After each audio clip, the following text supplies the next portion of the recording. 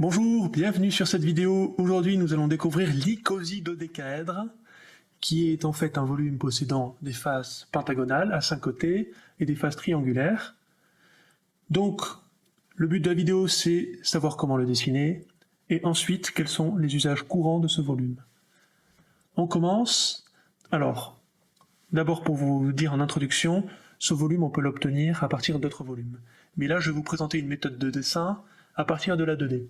Je commence avec un polygone. Je reviens, donc on est sur SketchUp. Vous avez les cotations en bas à droite.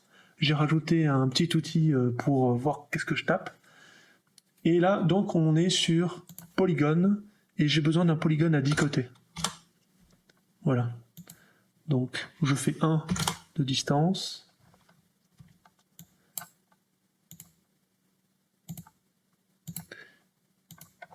Et là, je suis bien parallèle. OK. Je fais un groupe. Et je vais chercher le centre. Alors là, j'ai écrit 63,435. C'est ce qu'on va utiliser. Vous allez voir. Donc, je viens ici. Je copie. Et je fais 63,435. Je fais la même chose ici.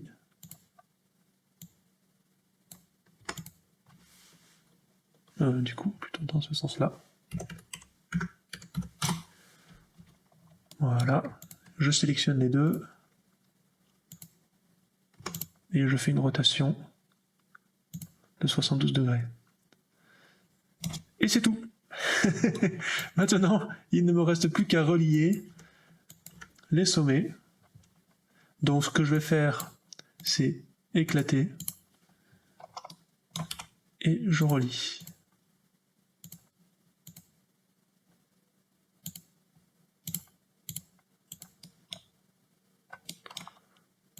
Vous avez vu, c'est vraiment très très simple.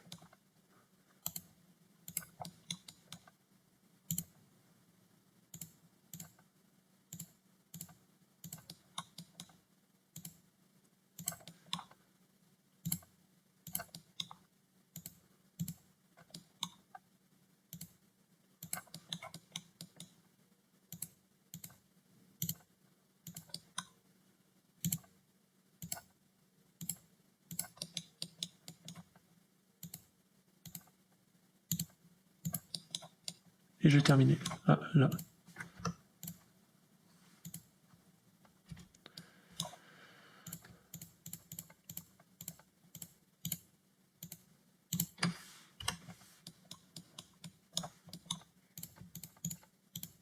Je retourne les faces pour qu'elles soient du bon côté, parce qu'en fait, sous SketchUp, vous avez l'intérieur et l'extérieur. Le gris, c'est l'intérieur, le blanc, c'est l'extérieur par défaut. Ok, voilà le volume, l'icosydodécaèdre. Donc icosie 20, dodéca 12, èdre face. Donc vous avez 12 faces en pentagone, 20 faces en triangles équilatéraux. Ensuite, on va prendre ce volume et le mettre sur son sommet.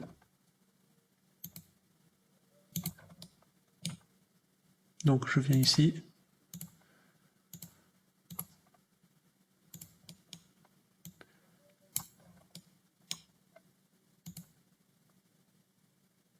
Poum, voilà, il est sur son sommet.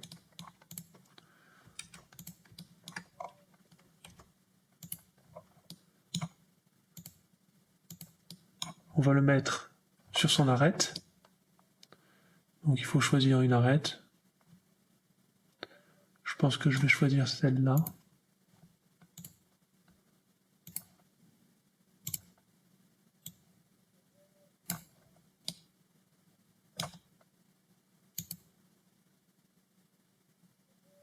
Voilà.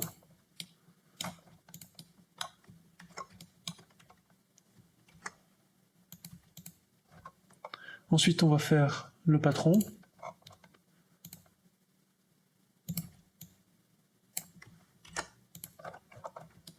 Si vous avez regardé mes vidéos, je répète tout le temps la même chose. En fait, on peut avoir plusieurs patrons. Si vous voulez chercher celui le plus optimisé, vous pouvez aller sur internet. Alors là, je vais vous montrer une méthode.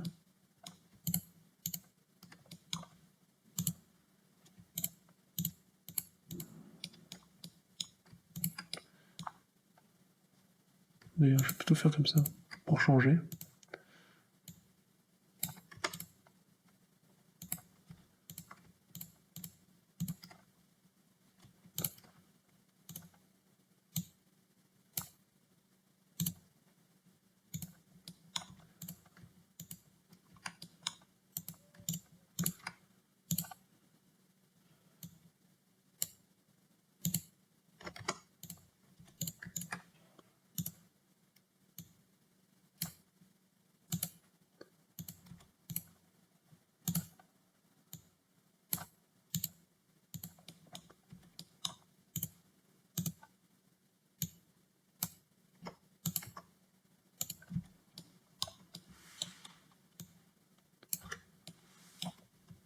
Voilà.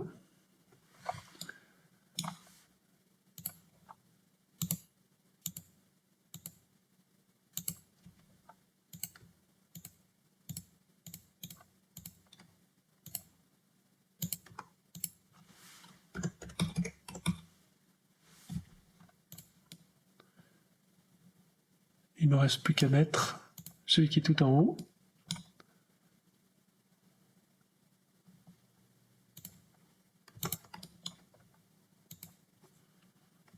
On va plutôt mettre comme ça.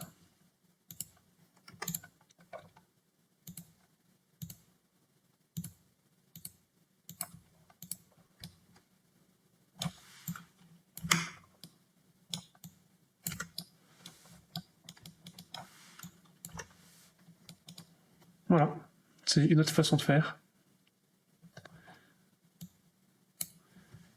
Ensuite, on va aller chercher le centre des arêtes.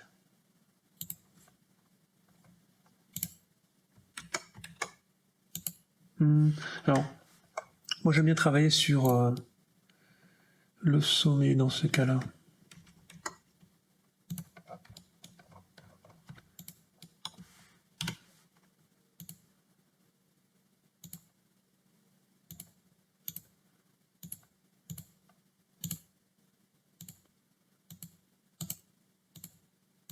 En fait, ce que je vais chercher, c'est des symétries et l'utilisation du 90 degrés et du 180 degrés. Donc je sélectionne, je fais un groupe.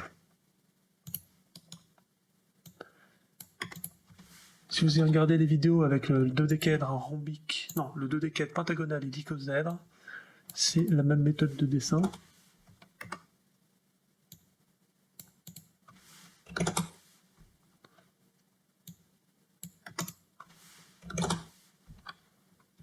Voilà.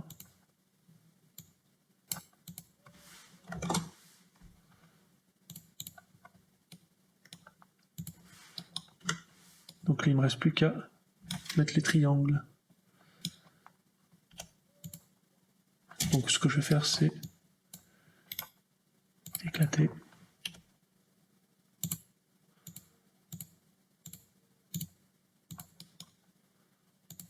Ça donne un très beau volume. Il y a encore des pentagones, encore des triangles équilatéraux, et en plus, on va avoir des rectangles. Voilà, si on continue, on a le volume à côté. Et donc, ici on a 0,5. Ici on a 0,309. Je sors ma calculatrice. Je fais 0,5 sur 0,309. Ça me donne 1,618. Donc, on a la proportion d'or. On a un rectangle d'or avec des pentagones et des triangles équilatéraux. Ici, la distance est de 0,5, pareil.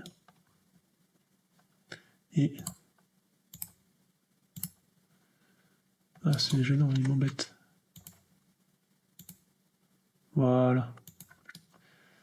Donc ce que je vais faire pour simplifier la lecture, je vais multiplier par 2. Voilà, je vais faire 2. Et voilà ce qu'on remarque. La distance ici, c'est le nombre d'or, phi. La distance ici, c'est 1. Et la distance ici, c'est 1 sur phi. Donc c'est un très beau volume. Et quand je prends la hauteur totale,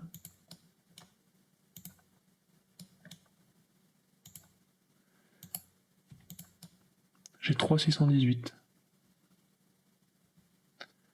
C'est magnifique. Ok.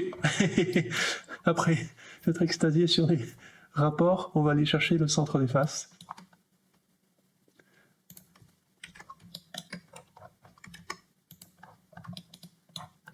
Donc, centre des faces.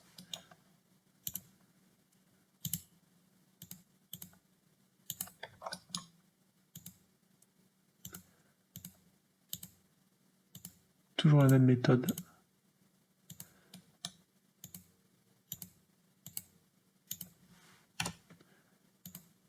Je relie les 4 centres.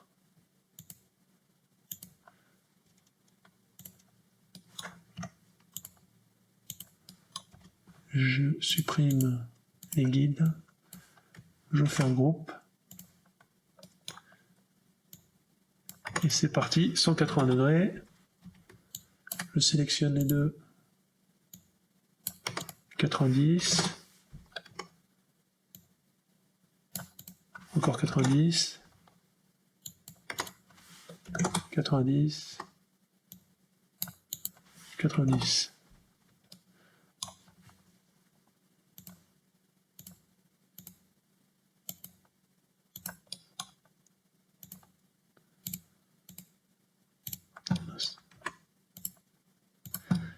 Voilà. À partir de là,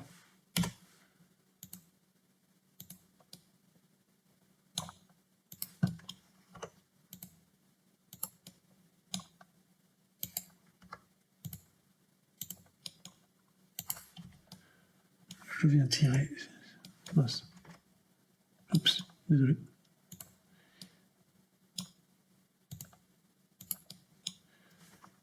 Je fais la même chose ici.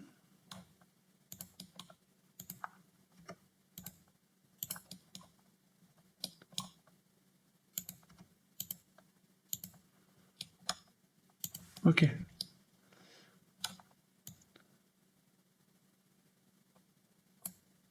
Voilà, là j'ai... Ah mince, il me manque cela. Je fais un groupe. 180 degrés.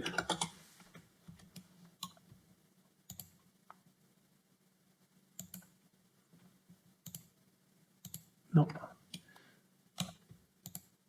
Alors, je vais devoir me mettre en filaire. Et 180 degrés.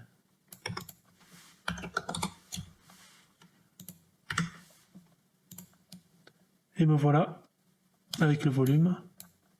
J'explose.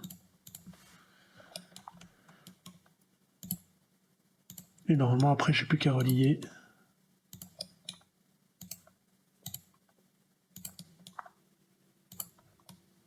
Voilà, et quand je fais ce travail-là, je tombe sur ce volume.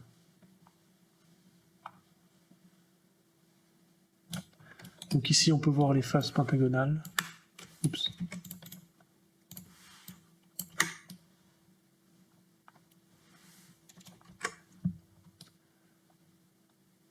Et là,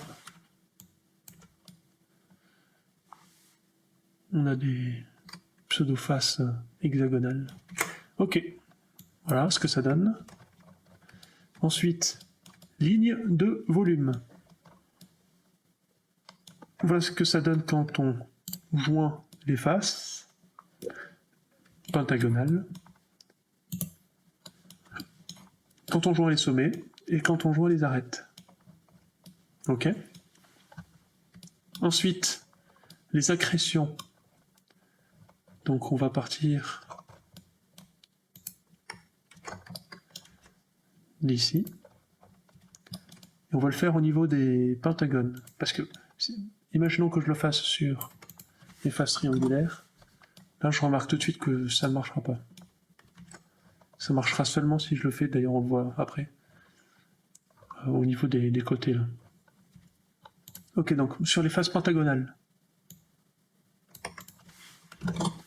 Voilà. À partir de là,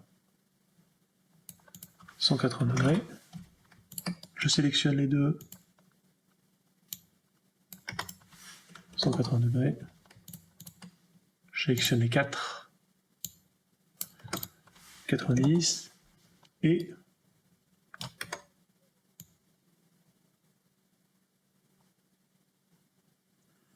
voilà, faut avoir l'axe vert, sinon ça marche pas. Alors quand ça devient trop difficile, on utilise la transparence. Alors là par contre, problème, c'est que j'ai copié, j'aurais pas dû. Je sélectionne les 4. 90. Et je termine.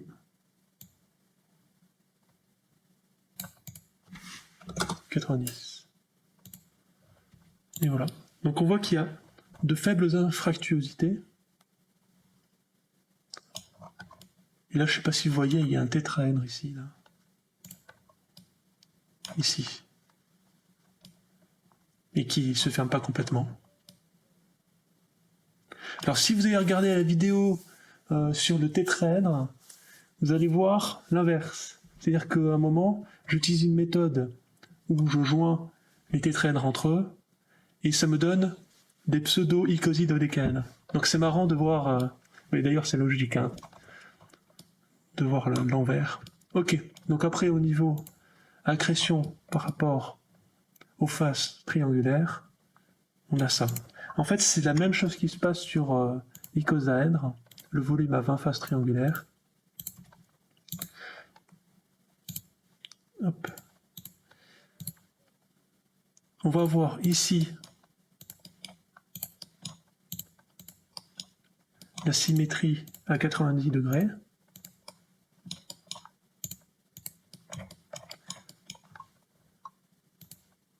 Donc, qui correspond à un axe X, Y, Z octaédrique. Et ici, c'est plutôt les axes de symétrie du cube. Voilà. Ensuite, la structure, les structures, c'est ça, mais ça va après un peu plus loin. Donc on a besoin de mon e-book PDF 3D pour voir comment ça va plus loin, en fin de vidéo. Et au niveau de la tour, là je vous ai fait un exemple, avec des icosydodécaèdres posés sur leur base. Donc on voit que normalement on peut obtenir un icosaèdre en utilisant cette méthode. Donc pour les usages, je me mets dessus. Voilà. Donc de l'esthétique. Encore de l'esthétique. De l'esthétique. Ça peut être du fonctionnel. Hein. On peut trouver un effet intéressant d'injection de liquide ou dans la mécanique. Encore de l'esthétique. Et encore de l'esthétique. En fait, à partir d'un certain moment, les volumes que je vous ai présentés jusqu'à là, il y avait encore quelques utilisations pratiques. Et là, on rentre dans les volumes où il n'y a plus que l'esthétique parce que les ingénieurs ne connaissent pas forcément le volume. Et ils ne sont pas amusés à aller chercher plus loin que le cube et la sphère et les volumes qu'on leur a présentés dans leur éducation. Donc c'est là où j'ai vraiment envie de faire passer un message à ceux qui écoutent cette vidéo. Si vous êtes un ingénieur, si vous êtes un étudiant sur n'importe quelle branche de la science, s'il vous plaît, à un moment, essayez ces volumes. Je sais pas, vraiment, faites du prototypage, faites des choses extravagantes, mais au moins testez ces autres volumes. Peut-être qu'il y aura des choses intéressantes à découvrir. Parce que c'est des trésors de la géométrie qui ne sont absolument pas exploités. Donc maintenant, il n'y a plus qu'à se mettre au travail, quoi. Je vous ai montré comment le dessiner. Vous avez vu que c'était très intéressant, j'espère, au niveau de la structure, au niveau des rapports. Maintenant, on va aller regarder les projections parallèles, donc de dessus en filaire. Donc voilà, ça c'est magnifique. C'est magnifique, ça. Bon, aussi ce volume est magnifique, mais c'est pas l'icosite de décadre. Voilà. Ça, c'est vraiment très beau, ça. Voilà, vous pouvez aussi l'utiliser en tant que motif 2D. Ensuite, je vais chercher cette manière-là.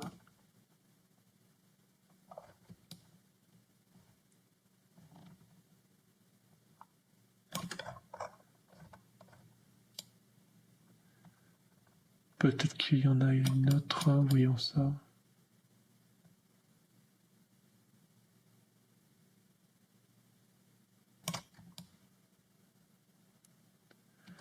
Voilà. J'espère que cette vidéo vous a plu. Vous pouvez me soutenir en allant sur le site bellecidée.com où vous trouverez 2 de mes e-books consacrés à la géométrie. Ce sont des e-books PDF 3D. Ils contiennent de la 3D. On va aller voir le sommaire du premier volume et on va aller page 220 pour voir l'icosite dodécaèdre. Donc vous voyez, c'est du PDF 3D. Je peux utiliser les boutons pour voir d'autres projections. Ensuite, vous allez avoir ces projections en 2D exportables, puisque c'est du vectoriel. On va aller ensuite à l'autre livre qui parle des pavages tridimensionnels. Donc là, je montre le sommaire. On va aller page 88. Et là, j'ai rajouté des animations. Donc c'est ce qu'on a vu avant, sauf que là, on va plus loin. Et là, je peux me mettre en isométrique. Voilà. Et je peux activer la transparence ou l'opacité. Je vais page 89, oui 93. Voilà. Là, on voit par rapport aux faces triangulaires.